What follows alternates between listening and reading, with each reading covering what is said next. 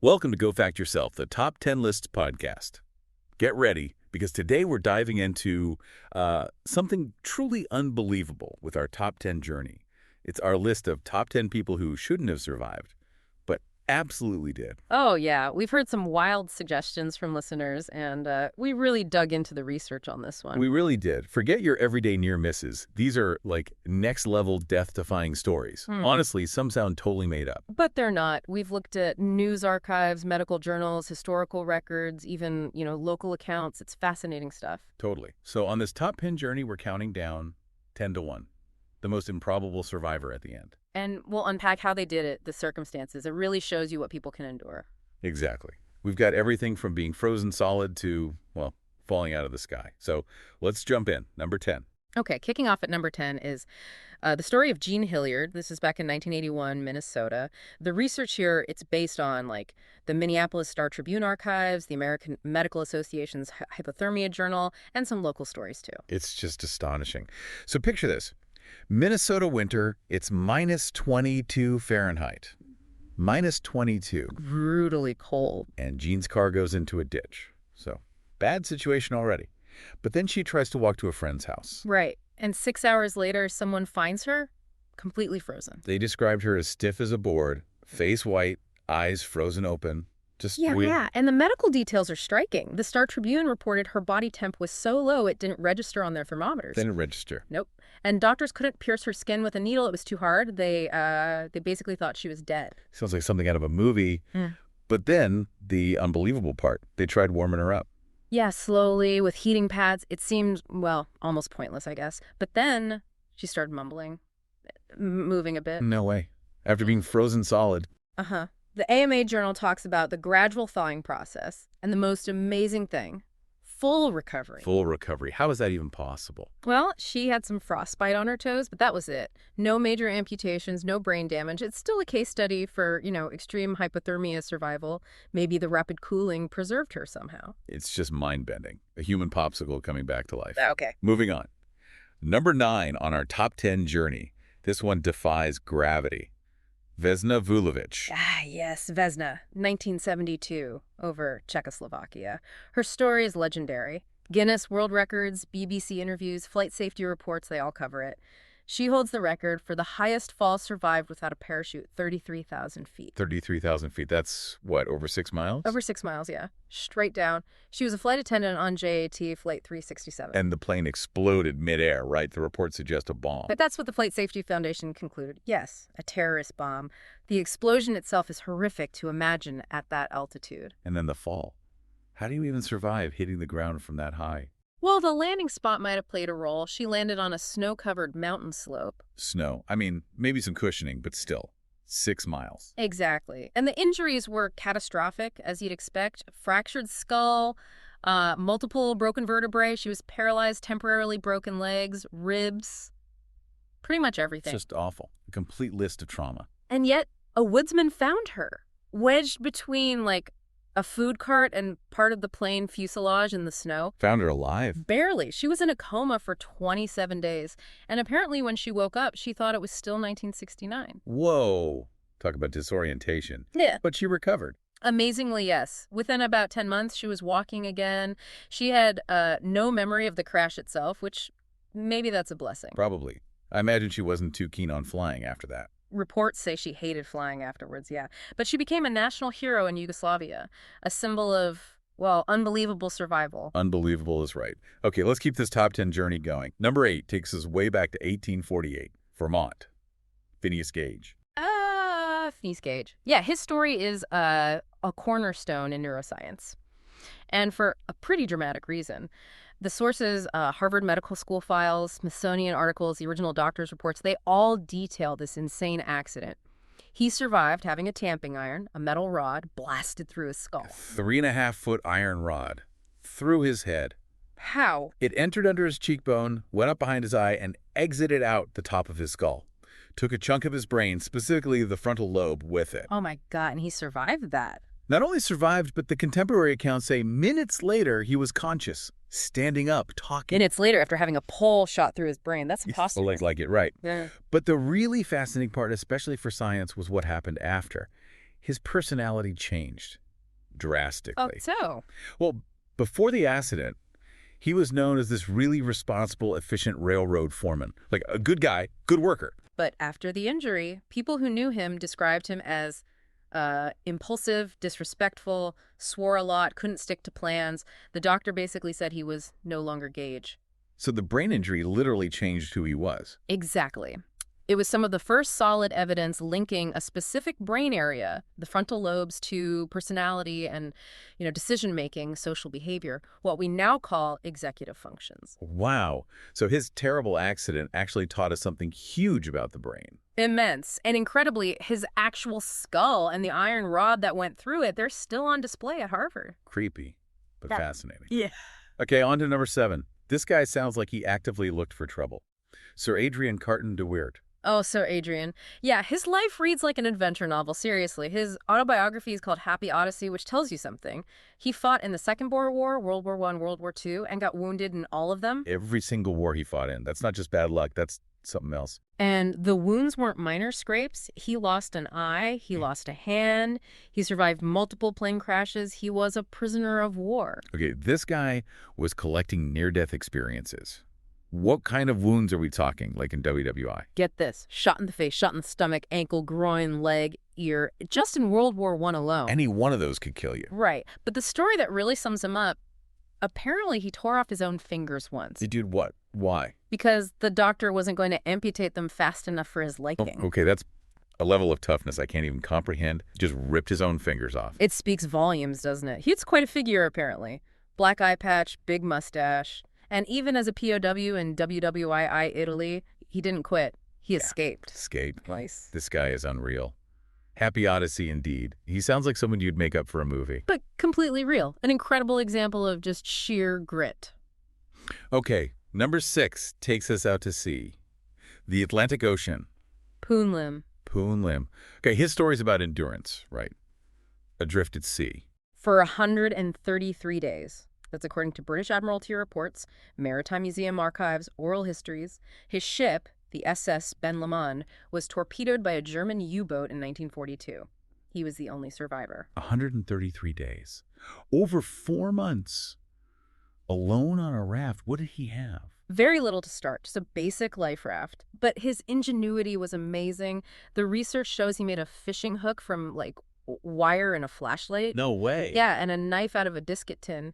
He figured out how to catch fish, collect rainwater. Just pure survival instinct kicking in. Absolutely. He even had to drink fish blood and turtle blood sometimes for hydration and catch birds. Ugh, grim.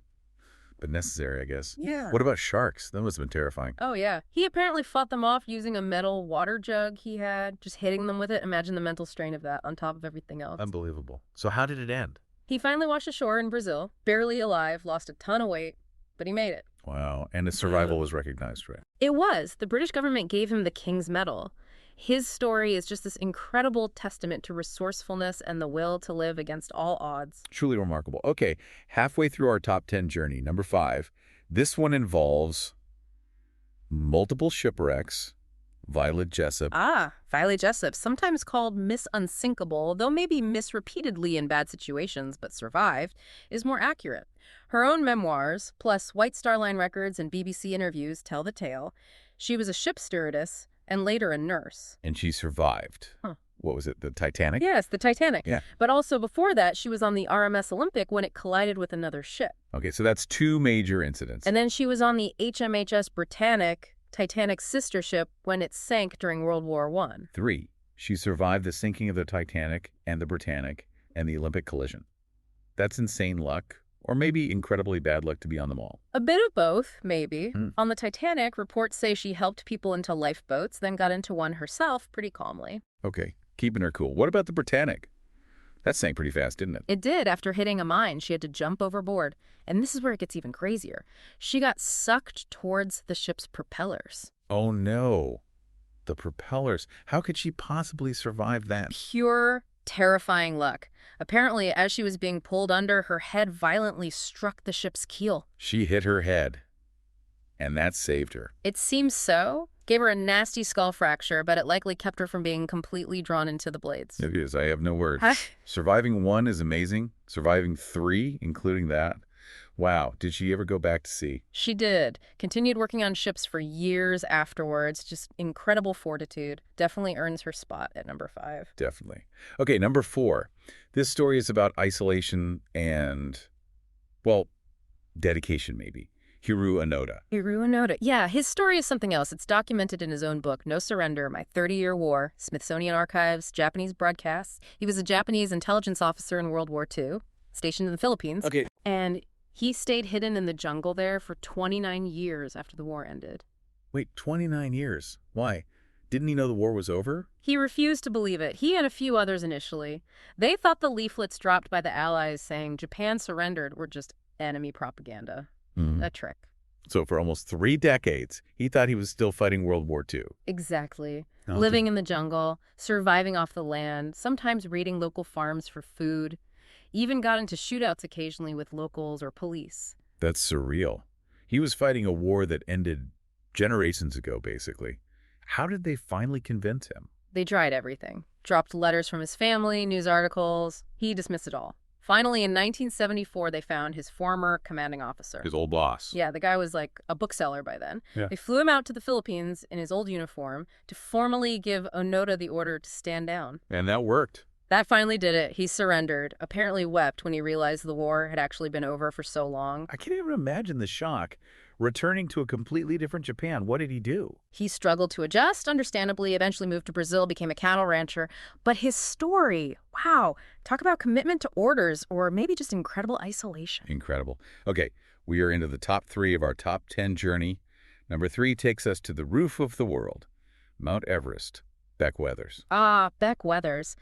His survival during the 1996 Everest disaster is just harrowing. It's covered in his book Left for Dead, Jon Krakauer's Into Thin Air, the PBS documentary.